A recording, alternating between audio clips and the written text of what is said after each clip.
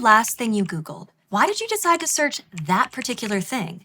How did you decide what to type into the search bar? When the results came up, what did you click on first?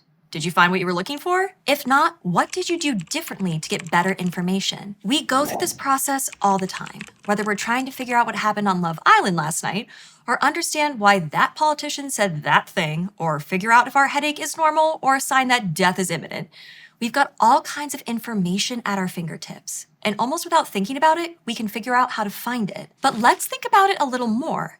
When it comes to finding information, how do we do it well, and how do we wade through all the information available to find what's most useful?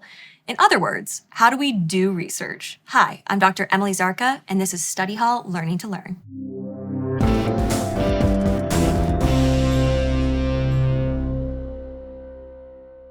Research is the process of gaining knowledge through discovery, which involves finding and gathering data, evaluating sources, and drawing conclusions. It's what we do to learn more about the world around us. And when we do research well, the knowledge and skills we gain become part of that big knowledge web we've been building in our minds.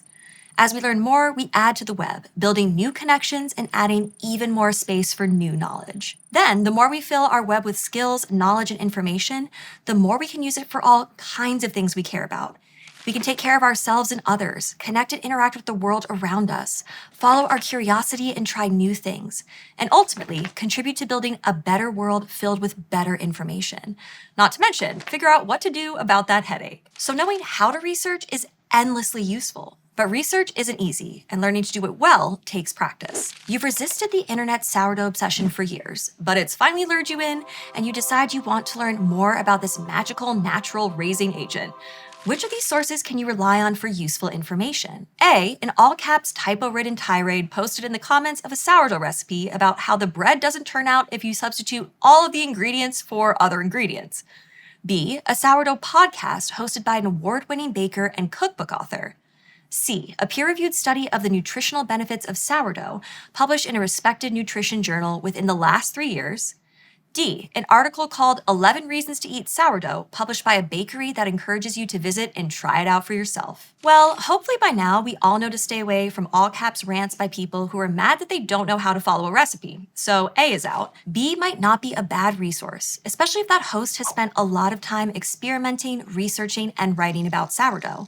They'll likely have some good insights, and if they're a good researcher, they might post additional resources in their show notes, so you can follow the breadcrumbs to figure out where they got their information. C is probably your best bet. It's recent, it's a peer-reviewed scientific study, and it's published in an academic journal. Finally, D might have good information, but they're also trying to get you to buy their bread, so they have a clear motivation that isn't just about getting you the best information possible. Check if they're citing any sources and take it all with a grain of sea salt. That's the kind of thought you should put in whenever you encounter information and evaluate sources. Or think back to the questions at the beginning of this video. Recognizing what you're doing while you're doing it is a good way to check what you already know about research and sources. Like when you Googled whatever you were Googling, did you go with the first hit in your Google search or whatever the AI overview said? Sure, it's the easiest, but it's not your best bet for getting good information. First of all, it's probably an ad.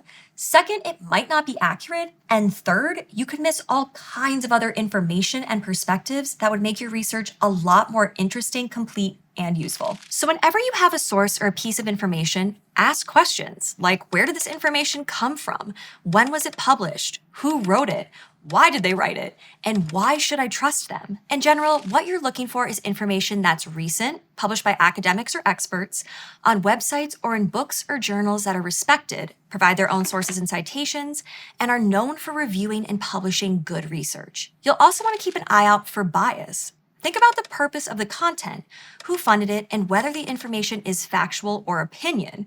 You can often get clues on this from things like the evidence offered, whether the language is emotional and designed to get you riled up, or whether it says something like #ad. For example, that article about why you should eat sourdough had a clear bias.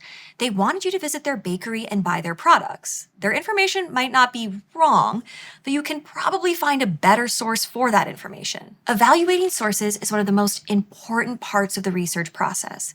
It helps you make sure the information you're finding is good information, because if you're out here filling your knowledge web with stuff that's inaccurate, incomplete, or biased, that doesn't help anyone. But that's just one part of the research process. And this process will look different for different things.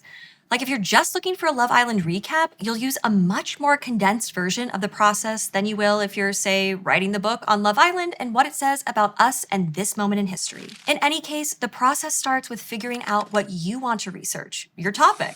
And inspiration can come from just about anywhere: a class, your job, your TV watching habits, your need to eat every day, or the nagging question of whether that headache is normal or not. The next step in your research process is to gain understanding of the topic. This is a bit of a consumption phase of the process. You're looking things up, reading articles, and looking at the sources they cite, watching videos, listening to audio, or looking at graphs and tables. But you're not reading passively. You're evaluating what's out there and what parts of the topic you're most interested in. You're looking for gaps in the existing research and asking questions, like, why are there so many episodes of Love Island?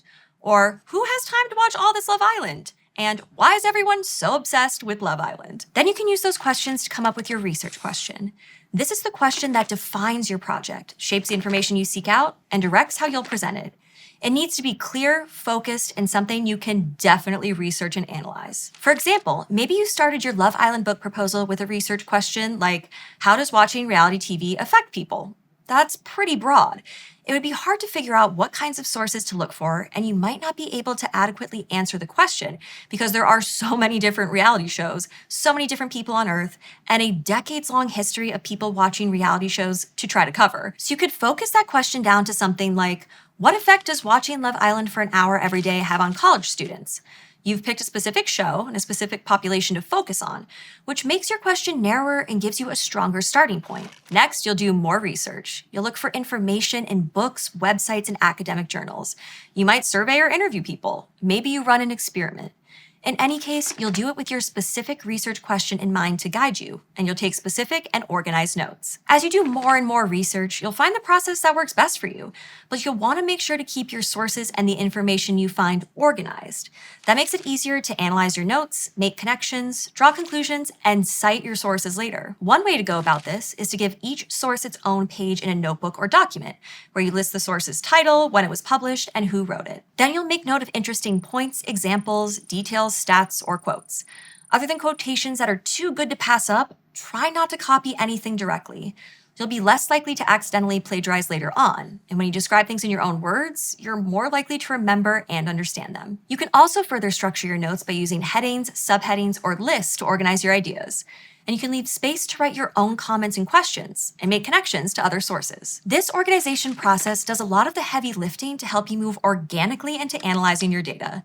You'll look for patterns, places where your sources agree or disagree, perspectives that are missing, new questions you have, or things you need to research further. Finally, you'll put it all together. You'll draw your conclusions, and if you're sharing them, structure your research into whatever format is most helpful for communicating your ideas. Think essay, lab report, presentation, TikTok, book proposal, or a YouTube video that helps people learn how to do research. That may sound like a neat step-by-step process, but with so much information and so many different sources, it can all get overwhelming. So don't be afraid to ask for help. For example, your college and local libraries are great resources. Library databases organize relevant, high-quality sources, so you're much more likely to find reputable sources on the first try. And reference librarians are experts in research and evaluating sources. They can help you navigate the databases and find the most helpful sources. Google Scholar is another really helpful resource. It's a search engine that specifically searches for academic resources, like journal articles or books from academic publishers. So it's an accessible way to search and streamline your process of evaluating sources. And if you have an EDU email address, that can help you access even more sources for free. You might also consider AI tools, which could be helpful for planning, refining your research question, finding sources, and staying organized. But tread carefully and be a skeptic. Evaluate the sources and information AI is giving you the same way you would if you were starting from scratch. And make sure you're not giving everything over to AI. If you have an AI chatbot do major parts of the research process for you, you risk missing out on opportunities to learn and practice research skills. Plus, you might end up with information that's downright wrong or sources that don't actually exist. So while it might feel like using AI makes the work more efficient, in the long run, it might be way more efficient to do the work yourself. With so much information available at our fingertips, and everything that's going on these days, knowing how and where to find good information is a really good skill to have. And the more we practice finding and evaluating information, the easier and more natural it becomes to weed out truth from fiction from blatant misinformation. But it's more than that, too. There are all kinds of interesting problems facing the world today, and big open questions in a lot of fields that will require innovative research to solve. The sooner we learn to research well, the closer we'll be to finding new solutions, answering big questions, and knowing once and for all if your headache is normal. If you're currently in or thinking about going to college, go to gostudyhall.com for more student resources and check out our $25 college courses. Thanks for watching. See you next time.